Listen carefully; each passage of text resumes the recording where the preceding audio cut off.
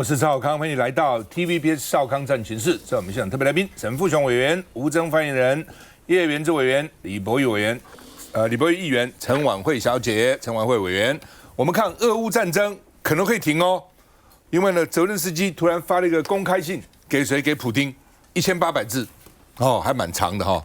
说我们两个面对面谈好了。换句话说，不要管美国了，不要管川普了。哦，川普搞了半天只会训人，也达不成这个，让我们两个达不成结果。我们可以在瑞士、在土耳其，或者在阿拉伯国家谈判，反正就任何地方都可以了，赶快来谈吧。啊，而且这个信的内容呢，还讲了，他说哈，你现在俄罗斯如果再不停，你每个月死3万个士兵，哇，他说死3万个不得了，1年36万呢。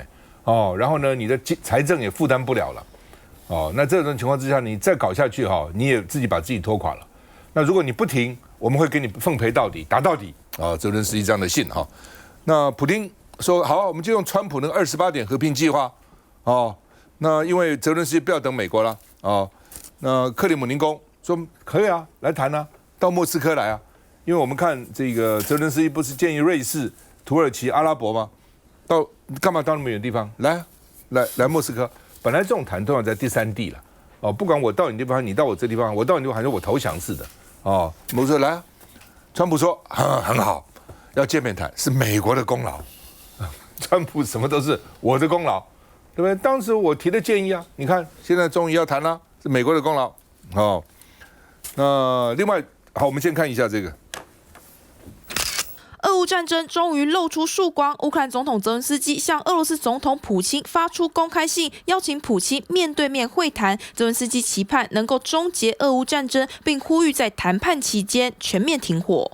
Президент не имел возможности пока с ним ознакомиться. А вы?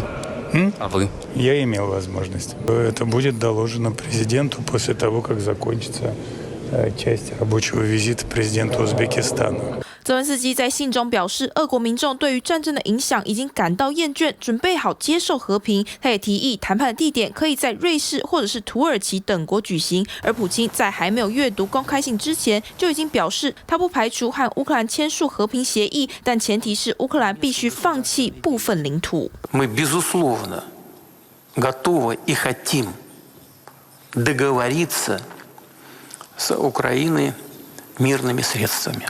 Являются компромиссными как для одной стороны, так и для другой, для России тоже. И мы в целом с этими компромиссами согласились. Нужно убедить в этом украинскую сторону, и все. BBC 分析，泽连斯基的公开信超过1800字，不仅语气强硬，甚至还语带嘲讽。因为他写到，普京执政26年后，年龄开始对他造成影响。泽连斯基也承认，美国忙着搞定伊朗，欧洲战争不再是美国关注的重心。I'm glad that they're maybe talking about meeting. I think we had a lot to do with it. I think it would be great if they met. They should get it done. 对此，美国总统川普表示，泽连斯基如果可以跟普京见面，将会是件好事。但他同时也强调，双方都必须做出妥协。好，除此之外呢，美国众议院通过援助乌克兰的法案，因为美国现在不太管乌克兰，就川普现在看起来很讨厌泽连斯基啊。18个共和党倒戈，国会议员哦，众议员哦，昨天我们看4个，今天18个哦，他们说呢要给乌克兰10亿美元的援助哦，而且要对俄罗斯实施挑战。而且要给乌克兰80亿美元的直接贷款，哦，所以这些美国这些国会议员发觉不行啊，乌克兰这样子撑不下去了，哦，那昨天我们讲到是美国众议院215比208票通过决议，4个共和党议员倒戈，叫这个川普在伊朗用兵，要授权你不能自己再用兵了。那川普是说，我是没有用兵，我现在在谈和啊，在谈判啊，这个时候你是不爱国的，哦，你干扰和谈，不爱国，应该感到羞耻。哦，那国务卿呢？这个卢比欧说战争已经结束了，民主党说哪有结束啊？不，你打我，我打你，还在那边打，哪有结束？结束了，哦，停火就是温和的开火，哦，但是呢，事实上他已经停火了，哦，那川普又讲大话了，干嘛跟伊朗谈判？没有，我跟伊朗没有协议，也可以把农税又拿来啊，我要拿就拿了，哦，我们看一下。川普对伊朗发动战争，美国国会终于采取制止行动。周三，众议院表决民主党提出的限制总统战争权利决议案，在4名共和党议员倒戈支持下，以215票赞成、208票反对通过。决议案要求美军撤出伊朗战争，不过目前看来，这一次的表决象征意义大于实质，因为决议案还要送交参议院表决。就算闯关成功，战争权利决议案本身还有宪法上的争议待解决，但这也反映了国会对伊朗战争的不安。两党携手限制总统权力，是给川普的当头棒喝。Let's remember that Congress represents the people, and with this war powers resolution passing off the congressional floor, you are hearing the American people say that this war is not authorized, and we want it to stop. 川普透露，未来几天与伊朗的谈判会有进展，美国将可以取得伊朗的浓缩铀，并加以摧毁。I don't want to do it if we're in conflict. I don't want to put men in that kind of danger. I remember Jimmy Carter had some bad problems in Iran with the hostages. I don't want to ever put our people in that kind of danger. But when it's over, as of this moment, it's agreed that we will go in with them. We will get it and we will destroy it. 目前以离地面交火仍然持续，这反映了停火协议的脆弱性，也考验着川普对以色列的约束力。这怎么看？我认为俄乌跟美以伊之战很相似，就是说双方都不示弱的话不容易谈，但是如果有一方明显的示弱，也不容易谈。现在泽连斯基说美国无暇西顾他在这个对付伊朗已经这个很吃力了，所以没有办法到看这个俄乌战争的时候，我们两个好好谈。我觉得这个态度实在不聪明，因为这个被普丁看出说你真的要谈，表示说你撑不下去，所以不会。所以这个我认为俄乌停火要比美伊来得慢，要来得慢，因为这边的压力比较重。那至于讲到这个国会这个民主党、共和党，这个有人夸党派背叛多了，让这个案子过了。当然，这个案子过了，没有什么约束力了，川普甚至可以把它否决掉。但是重点是，现在川普把自己搞糟了。你记得上个礼拜五，川普不经意的讲了一句说：“我不在乎其中选举。”那我也不经意的，你没问，但是我回了一句说：“也许川普不在乎的，就是他最在乎的。”你晓得，我错了。我跟追踪了1个礼拜，我觉得川普真的不在乎其中选举因为这段期间里头，大概参议员有3位共和党的非常资深、非常有名望，而且如果他们继续参选，一定连任。川普个人进去把他们3个人都搞掉了，所以他们现在3个人都没有办法参加这个竞选，因为初选都输了。所以那众议院就比较数目我比较不清楚。但这些人现在从现在开始 ，Kentucky 那个议员被他干掉，到现在为止他们的投票就不太担心选区内这些川普的支持者会对他们怎么样。反正我都不当算了，所以他们现在有一个 group 非正式的名称叫做 LOLO， 就 Life Only Live Once， 就是讲人生敢若活一遍尔啦。今嘛这足袂爽的时阵该怎么做就怎么做。但是你不要小看这些没有希望连任的人，还有人非常谨慎，因为他们对共和党这个的忠心不会轻易动摇。但是已经够了，已经够到说常常类似的投票，他们就叛党就投。但是川普真的不在乎吗？我认为是真的。所以现在川普说，投这个票的人不爱国。你晓得现在全美国最不爱国的是谁？现在全美国最不爱国的就是川普川普骂人家不爱国，就好像台湾的独派或台湾的台派说人家不爱台湾一样。台湾的人的独派说人家不爱台湾，也许有些人还听得进去。你在美国现在川普说人家不爱国，没有人相信，因为川普在心目中的优先地位是他的家人还有支持他的 MAGA 排在前面，MAGA 远远在共和党的前面，他的利益考量里头，所以川普现在很在意的就是说，共和党里头这个 MAGA 占的百分比有多少？本来是20几%，现在一路升到50几%了，这个符合他的要求。但是问题是，其他非 MAGA 的共和党流失了，所以才有这个比例上升。但是你要看的是全国可以投票的人里头 ，MAGA 的百分比还是只有20几%。所以川普把自己搞砸了，你知道，把自己搞砸了，也把共和党搞坏了，啊，这个对其中选是很坏的。但是你想，川普真的一点都不在乎。但川普怎么这么厉害啊？连这个自身的生死存亡都不在乎的。因为我想哈，他是讲又怎么样呢？最后一任不是，我就再搞几个法案呐，吧？比如说他现在就要通过一个法案，就新台币500亿的特别基金，要去帮那些当年进去国会导弹的那些人，现在已经不搞了啊。这个法案现在没有了。那个代理总长把它撤回，但是他更可笑了，你知道，他里头代理总长偷偷的塞进一个条文，就是说川普跟他的家人所有逃漏税将来都不追究，所以那个法案撤回来了，这一条没有撤回，所以川普的眼中，你们搞我没有多数有什么关系？我什么东西都有办法，在我手中啊，翻天地覆，什么事情我都干得出来。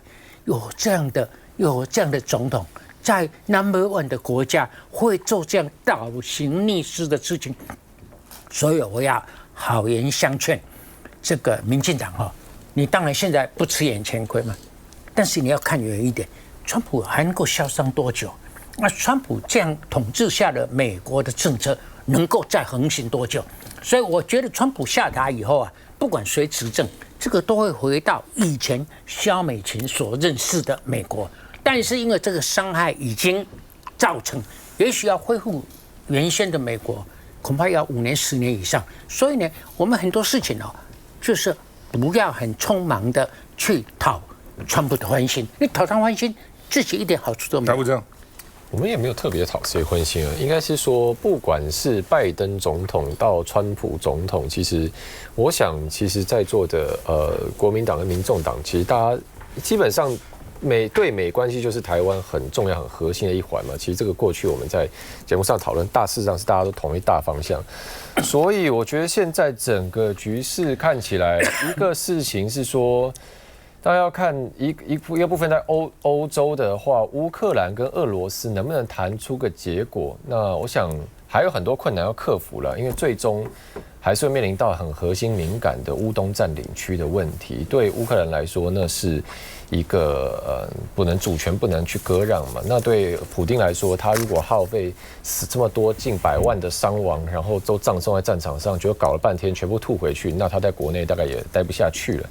所以，但是我觉得，为什么现在看起来相对是泽伦斯基比较有底气？确实是因为最近战场又出现一些局势的逆转啊，主要是因为乌克兰现在对无人机的运用也越来越取得一个新的阶段的突破了，所以包含这2天其实俄罗斯在举行圣彼得堡经济论坛，哇，那乌克兰居然还有办法把无人机飞越超过1000公里以上，又把圣彼得堡的港的石油设施炸掉了。那在过去30天呢，其实俄罗斯境内大概有20座石油设施被乌克兰用类似的方式摧毁，所以大家都知道俄罗斯现在经济不好，能源出口已经是他们一个少数仅剩的几支柱子嘛。那乌克兰又一直针对这个炸，所以现在看起来普丁也是被迫必须，就算是协商，就算是一个程序性的谈话，也是要来重视跟泽伦斯基这点互动。那美国，我觉得川普总统应该可以说是有点像是股市涨多了总是会休息啊，你这个在国际外交场合上一直往前推进，总是有稍微要休息、稍微力道要衰竭的时候。我觉得现在有点像这样状况了，因为包含美伊的战事还没有取得一个终局的定局，那包含说其实也不要忘记，美国在对外的一个军事冲突上，或许还有个地方还有可能发生，就是古巴，因为包含对古巴的制裁、古巴封锁也还在继续。那这些事情我们之前讨论过，都对川普总统其实耗费了他相当庞大的国内政治能量。刚刚大佬讲到 MAGA 派的意见，所以过去一段时间我们看到，确实在川普最核心的支持群众，所谓的 MAGA 这一块力量是有所松动啊，包含过去一些支持他全世界最知名的 Podcaster Joe Rogan， 其实也有公开批评过他在对外用兵的事情。所以我们看到最近美国要办这个国庆活动啊，川普又特别在白宫前面要办一场，说哇，史上第一次，对，白宫前面8角铁笼 UFC， 大家来打。那这当然你可以说是他很懂得哦，有点像古罗马说皇帝要让群众开心，就在斗鸡场办个比赛。所以我觉得川普他一方面喜欢看这种比赛的人是美国社会，我们讲说这个劳动的白人的阶级，就是说跟他的核心支持者是有高度重叠的哦，所以我觉得他也意识到说，其实他现在是需要一个回血的时间，所以我想这也是为什么美国财政部长 Scott Bessent 最近说美中关系进入一个相对稳定的时期，因为看起来对川普来说，他有很多需要在国内政治去回血的地方。不管是俄乌还是美伊，关键都是当时为什么打了？当时因为乌克兰要加入北约嘛，所以俄罗斯打他嘛。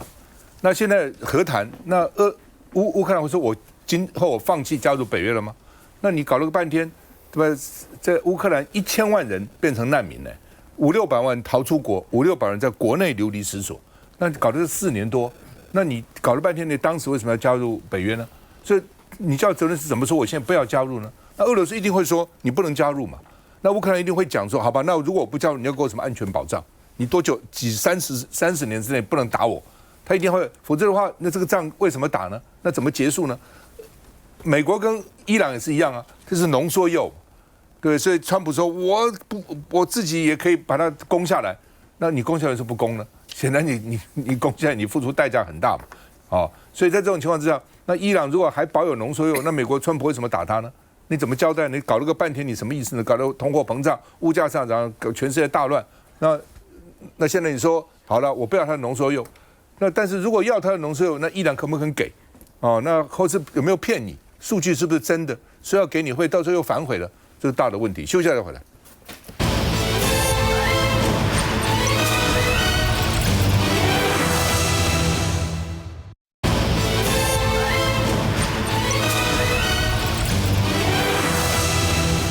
好，川普他非要征关税不可。之前的对等关税用10%开始征嘛，现在用301搞这个所谓强迫劳动哦，所以台湾呢14个这个经济区域呢要科这个10%，然后其他46个区域呢科这个46%，科12.5%，46个啊。那到底怎么回事？哦，我们现在赶快其实川普只是找个理由啦，他哪是真的？他很多国家其实对这个强迫劳动规定也很严格，他照样课他的税啊，他就是要把他那个10%补回来嘛，就是这样子嘛。所以呢，我们还要这么煞有介事哦，我们这个要立法了然后要这样了，要禁止输入强迫劳工的货品啊，等等啊，甚至渔产品的一大堆哈。中国大陆坚决反对，美国讲什么？我们哪有什么强迫劳动？就说基本上我们就立刻，哎呀，对了，我这在那边装孬哈。老公就反对啊！你在讲什么？澳洲也反对啊！很多国家说你在讲什么所以呢，当然不是说你反对他就不征你了，因为征的权还在他手里啦因为卖东西给他嘛。但是你至少有一个样子嘛，对不对？人家说你强迫，你说我哪有强迫劳动？我哪有？我有制止吗？没有啊！对吧？你总是要讲话，好像一副这真的是这样子澳洲总理说他们这些国家不满。因为呢，跟美国在关税问题上存在意识形态的分歧，我跟你就是不一样，从意识形态就不同那美国的这个贸易代表说，我们还会遵守当时跟欧洲、日本你们这些国家达成的关税上限，当时跟日本讲最多15%了那现在扣它12.5%，那将来可能还有对不对？生产过剩的税等等一大堆所以呢，有14个经济体被美国课征10%的关税，我们看到14个那另外呢46个，刚刚讲中国大陆火大，日本、南海也被课征12.5%瑞士挪威这些国家也被课征所以呢，这个不是有些欧洲或者其他有些国家其实蛮重视劳工权益，是比美国还重视劳工权益。但是磕就是要磕你嘛，是找个理由来嘛。然后呢，美国的贸易代表署说，台湾没有禁止强迫劳动的产品进口，就是我们买东西进来，台湾买呢，进口呢，那些国家有问题也不行行政院说，我们赶快要跨部分审查限制这个强迫劳动的货品进台湾，不可以给他进来那劳动部说，我们赶快经济部要赶快来这个制定办法等等等等那这个国民党就说呢，这个劳工这个产业的权益要捍卫这个人家美国都说你不重视劳工了，我们要捍卫劳工那另外呢，这个美国农业部长在国会里面，这农业部长这个罗林斯说呢，美国的饭碗都在中国手里，什么意思呢？我们什么黄豆啊，什么都靠中国而且如果再靠到中国，美国会失去自由，没有在250年了啦，现在250年国庆对不对？在250年没有了，就完蛋了因为呢，对大陆的大豆跌了65.7%，很多超过一半了。就看，因为美国大农资都在空中播种、空中撒农药大型农业机械的这个收割所以呢，它才叫生产过剩，它讲人家生产过剩，美国的农业才是生产过剩然后呢，他现在因为川普搞这一套再加上打仗什么，所以大陆现在买的比较少了所以呢，这个大豆变成一个压舱石。民主党说，农业州的议员担忧市场被巴西抢走，巴西也种了很多这些东西我们看一下。美国总统川普政府2号祭出关税的最新一招，发布一份依据1974年贸易法第301条款的98页调查报告，指出60个经济体未能遏制强迫劳动商品的进口属不合理，且限制美国商业活动，因此提出预计以301条款对榜上有名的经济体，在原有的关税基础上加征关税，其中对16个经济体加拿大、厄瓜多、欧盟、印尼、墨西哥、巴基斯坦、英国还有台湾等征10%，对其他44个经济体，包括中国大陆、印度、日本、南韩、巴西和瑞士等征12.5%。U.S. Trade Representative Jameson Greer says forced labor, quote, creates a dynamic where American workers are forced to compete globally on an unlevel playing field. 关税不会立即生效，7月6号前将接受公众评议，7月7号将举行听证会，再做定调。这回白宫引用的301条款，已经是这位关税人征收关税所引用的最新法源。和第122条款不同的是，依据第301条款所实施的关税，在税率和实施期限方面没有限制。这回是否合法？中国不存在所谓的强迫劳动，我们也反对以此为借口搞政治操弄。Both sides are committed to compliance with the trade agreement. E que nós queremos fortalecer a nossa relação institucional com os Estados Unidos. Se você não quer comprar de mim, pode ficar com as coisas, eu vou vender para outro. Se outro não quiser comprar, eu vou vender para outro. 而预计被征10%关税的欧盟也说，美国对欧盟未能遏制强迫劳动的指控完全荒谬。袁之，这个很摆明就是美国因为之前对等关税，它被大法官宣布违宪嘛，然后后来就不能够科我们10%的对等关税的税率，所以现在用3厘，这很明显。结果我觉得我们政府还很当一回事，说好，我们立刻就要立法去限制进口、限制那个强迫劳动的产品。好，那如果我们立法了之后呢，这10%就没了吗？那如果我们完全没问题，这10%是不是就降下来？不会嘛，因为美国就是要科我们这10%，它是为了要多收关税嘛。所以如果我们知道美国的意图的时候呢，其实我认为我们政府应该要硬一点应该跟他讲说，第一个我们并没有，我们国内本身没有强迫劳动，我们有没有用童工？没有啊，我们有没有说制定没有好的法律让我们的劳工有过时或什么之类？没有嘛，所以他这个做法，我觉得对台湾的不公平我觉得不公平那摆明，如果说摆明是要科我们的话，我觉得政府应该要说明清楚了。那第二件事情就是，其实这个10%也就是台湾牺牲很多我们的，比如说投资对投资，或者是牺牲很多我们对于食品安全的标准换来的嘛。像 ART 到目前为止根本都还没有送到立法院通过政府是行政院没送来可是我们很多部会已经针对 ART 谈判的结果，已经在修改他们的内规，像之前的，比如说马铃薯降低发芽马铃薯的标准啊，或者是农产品。让美国的农产品能够比较低利率的进口，像之前讲的花生啊什么之类，都 ART 都还没有生效，国会都还没通过，我们已经在做了。所以我也不太懂说为什么我们台湾那么听话啦，就是说到连 ART 还没生效就已经在做，这也是一个很奇怪的事情。然后还有就是大家不要忘了，实际上我们去美国投资很多啊，例如说有一个2500亿美金的投资，直接投资，那就是大概是 focus 在台积电啊或者这些半导体的，另外还有2500亿的。政府信用贷款的金额大概也是2500亿。那我记得当时民进党政府啊，一直跟大家讲说，大家不能够把2500亿加上2500亿哦，不是要过去投资5000亿哦。好，他们当时为什么一直要这样子洗地呢？就是因为他们也觉得，如果直接讲这个5000亿的数字的话，会很吓人。可是实际上啊，我跟大家讲，就是不只是5000亿，还超过5000亿。为什么？第一个，2500亿就是台积电那些的嘛，这是直接投资。台积电根本就不会用到政府的信用贷款，会用到政府信用贷款的，就是那一些他拿不出担保品的公司嘛，才需要政府信用贷款。可是那些公司自己还要自备款，比如说自备款可能40%，他才能够去银行贷到60%。所以2500亿的信用贷款，很可能我们过去的投资是4、5千亿。那再加上台积电这些投资2500亿，我们去美国的投资啊，可能会超过6、7千亿。那6、7千亿美元，难道不会影响到台湾的投资的动能吗？钱就这么多啊，你移到美国那么多，那台湾就少了啊。所以实际上这个10%是我们付出很多才换来的，结果还要被美国讲一个强迫劳动，然后呢，我们还要配合修法。我觉得真的这个在对外的谈判这一块，我觉得政府真的是过于软弱。博弈，美国现在状况就是川普很会花钱，所以怎么办呢？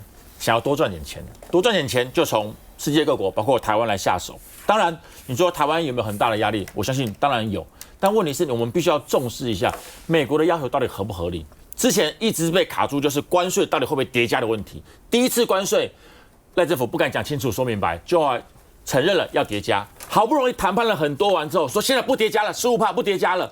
现在301条款又出现后，会不会叠加？目前赖政府是说不会啦，应该不会啦。但如果之后又被叠加，我不晓得整个国家又会发生很多的事情。但我也必须要讨论到美国的状况。大家都说美洲贸易战之后，美国的农业受到重伤。就后来我有跟一些美国朋友他们聊天，他说美国除了农业之外，还有一个产业重伤，汽车业重伤。他说以前美国人喜欢买美国的车子，后来呢，他们喜欢去买日本的车子，因为日本车子好用。他们现在喜欢买中国大陆的车子。但大家知道很妙的是哦，中国大陆的车子因为美洲贸易战，所以如果他直接进去美国卖的话，关税非常重，所以他不会直接买，怎么办呢？中国大陆把车卖到墨西哥去，美国人跑去墨西哥买中国大陆的车，然后再引进到美国里面来做，所以表示美洲贸易战包括了很多的战争，一直让美国的经济通膨非常的不堪以及严重。而现在川普所找到的出口，就是跟世界各国要。我相信世界各国对川普的态度，包括这次的301条款都非常不满意。但可惜的是，我没有看到赖政府有任何的不满意。而且我们到现在什么话都不敢讲，所以说我们会检讨我们自己，我们会让我们的关税不要叠加。然后呢，该表达出来的态度一点都没有看到。我觉得这不是一个对等国家该要展现出来的态度。休息再回来。